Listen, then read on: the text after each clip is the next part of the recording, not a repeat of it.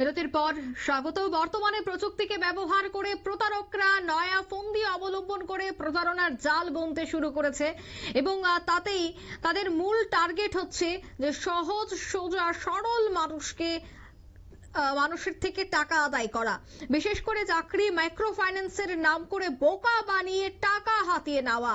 এমনই এক ঘটনা সামনে এলো মঙ্গলবার এয়ারপোর্ট থানাধীন গান্ধীগ্রাম মধ্যপাড়া এলাকা থেকে। জানা যায় যে স্মার্ট ভ্যালু লিমিটেড নাম দিয়ে এক প্রতারক চক্র এক যুবকের ফোন নম্বর সংগ্রহ করে তার বাড়িতে পৌঁছে যায় এবং বিভিন্নভাবে তাকে মানানোর চেষ্টা করে বলেন 25,000 টাকার বিনিময়ে নাকি কেন্দ্রীয় সরকারের চাকরির মতো চাকরি দেবে, তার বেতন হবে শুরুতেই 15,000 এবং বাড়িতে বসে মোবাইল ফোনের মাধ্যমে অনলাইনে চাকরি করতে পারবেন, অর্থাৎ ওয়ার্ক ফ্রম হোম করতে পারবেন, সে কথাও তিনি বলেছেন।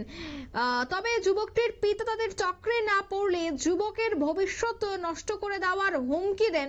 পরে যুবকের পিতা স্থানীয় জনগণকে বিষয়টি জানান এবং স্থানীয়রা তাদেরকে আটক করে তুলে দেয় পুলিশের হাতে।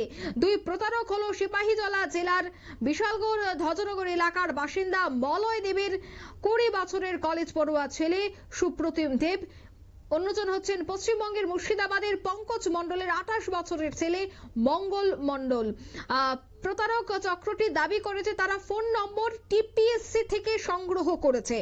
তবে আরো জানা গেছে যে এই দুই চক্র যুক্ত রয়েছে রাজ্য সরকারি বেশ কয়েকটি জায়গা থেকে তারা এই নম্বর নেয় বলেই এই নম্বর তারা কালেক্ট করে বলে কিন্তু এখনো পর্যন্ত জানা গেছে। তবে পুরো ঘটনায় যাকে প্রতারণার ফাঁদে ফেলার চেষ্টা করা হচ্ছিল তার বাবার কি বক্তব্য শোনাচ্ছি।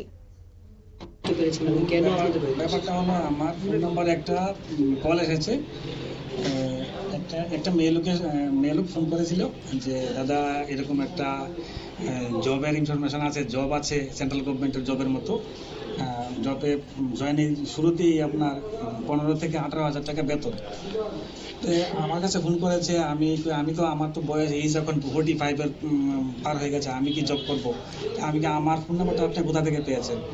ওনারা বলেছে কি টিপিএসসি থেকে কোথা থেকে পেয়েছে। আমি একটু ডাউট হলো কি আমার ছেলে তো 12 ফাইনাল দিচ্ছে, ওর মার সঙ্গে যায় নাকি ওর থেকে নিয়ে কালেকশন করেছে। অনেকেই কাগজ দিয়েছে যে বিভিন্ন ইউনিভার্সিটিতে ভর্তির, বিভিন্ন কলেজে ভর্তির কাগজ নিয়েছে, তো ওর থেকে ভেবেছি যে ফোন নাম্বারটা মনে হয় কালেকশন করেছে। তো ওনারা বলেছে ঠিক আছে, একটা আধার কার্ডের ফটো আর এক কপি ফটো, আধার মাধ্যমিক পাশের সার্টিফিকেটটা ওদের হোয়াটসঅ্যাপ নাম্বারে পাঠাতে। তো ও তো আমি বলেছি আবার যে কাজটা কি, ওরা বলেছে কাজটা অনলাইনে, শুধু অনলাইনে করবে, ঘরে বসে কাজটা করবে, বেতনটা হবে 15 থেকে 18,000। আমরাও ভেবেছি ঘরে বসে কাজ করবে, যদি এরকম কিছু হয় অসুবিধা কি আছে, আমার ছেলে ঘরে বসে অনলাইনে কিছু রিপ্রেজেন্টেটিভের মতো বলেছে কাজটা। আমরা ডকুমেন্টস দিয়েছি, তারপরে বলেছে ডকুমেন্টস ভেরিফাই করবে, আমাদের বাড়িতে আসবে। ওরা আমাদের বাড়িতে এসেছে, আমি বাড়িতে নেই, আমার ছেলে আসার আগে ফোন করেছে আসবে। আমি আমার ছেলেকে আর ওয়াইফকে বলেছি যে এরকম ফাঁদে পড়বে না, আমি জানি অনেক চিটার ঘুরছে এইভাবে, ওরা চিটিং করবে। তো ওরা রাজি নাই আসতে, আর বিভিন্ন ফোন নাম্বারে ফোন করে বলে এই ফোন নাম্বার না তুলে আরেক ফোন নাম্বারে ফোন করে। আমি তারপরে বলেছি যে আসতে বলে আমি যখন বাড়িতে থাকবো তখন।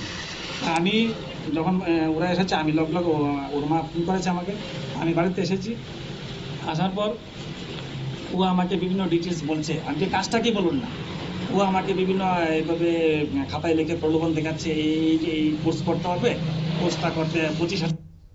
আপনারা শুনলেন এই ব্যক্তির বক্তব্য। তবে আমি আরো বিস্তারিত জানবো। টেলিফোন লাইনে এই মুহূর্তে যুক্ত হয়ে গেছে মোহনপুর থেকে নিউজ ভ্যানগার্ড প্রতিনিধি ধীমান ভৌমিক।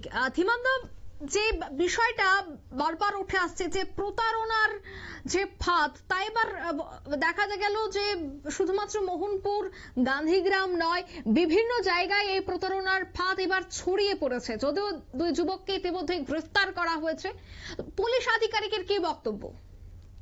হ্যাঁ, দেখো, আজ 18 মার্চ এই গান্ধীগ্রাম মধ্যপাড়াতে যে ঘটনাটি ঘটেছে প্রতারক চক্রে গৌতম চক্রবর্তীর পরিবারের বাড়িতে, সেই ঘটনাটা অবশ্যই রাজ্যের একটা মানে খারাপ দিকই বলা চলে।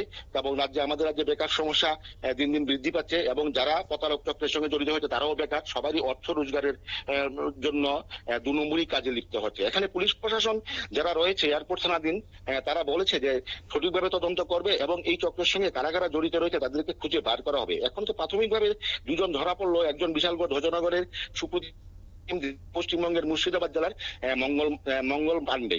কিন্তু এখানে আরেকজন মহিলা জড়িত রয়েছে, ওনার নামটা এখনো প্রকাশ করেনি পুলিশ।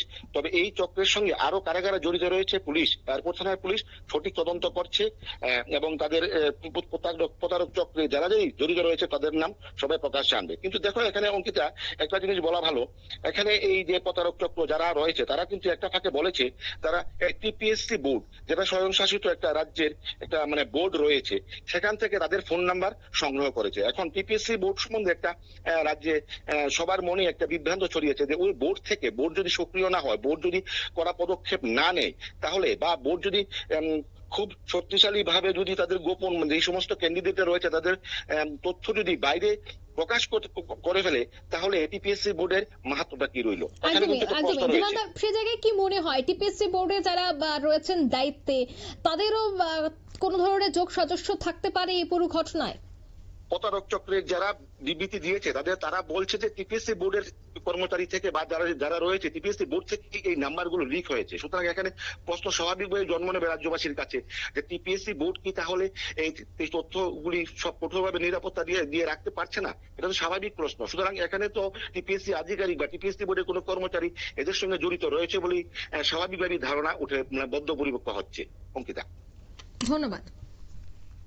অর্থাৎ টিপিএসসি পরীক্ষায় প্রচুর সংখ্যক চাকরি প্রার্থীরা তারা কিন্তু সেখানে তাদের ডকুমেন্ট সাবমিট করে এবং সেই তাদের যত জিনিসপত্র আছে, যে কাগজপত্র গুরুত্বপূর্ণ সমস্তটা বিষয় কিন্তু তারা সেখানে শেয়ার করে থাকেন চাকরির ক্ষেত্রে। কিন্তু সেই জায়গায় দেখা যাচ্ছে যে এবার টিপিএসসিও সুরক্ষিত নয়, কারণ আজ যে খবর উঠে এসেছে যে প্রতারণা, এবং প্রতারণা রাজ্যে নতুন নয়, এই প্রতারণা প্রায় প্রতিনিয়ত বা সংবাদ শিরোনামে উঠে আসছে। কিন্তু সব থেকে চাঞ্চল্যকর যে খবরটা বা সব থেকে চাঞ্চল্যকর যে বিষয়টা তা হচ্ছে যে টিপিএসসি থেকে নাম্বার নেওয়া হচ্ছে, তবে কোথায় রয়েছে সেখানে নিরাপত্তা, কিভাবে সেখান থেকে অনায়াসেই সমস্ত ইনফরমেশন চলে যাচ্ছে প্রতারকদের হাতে। এবার দেখার বিষয় যে রাজ্যের পুলিশ প্রশাসন এই বিষয়টা নিয়ে কি পদক্ষেপ গ্রহণ করে। নিয়ে নিচ্ছে ছোট্ট একটি বিজ্ঞাপন বিরতি, সঙ্গে থাকুন।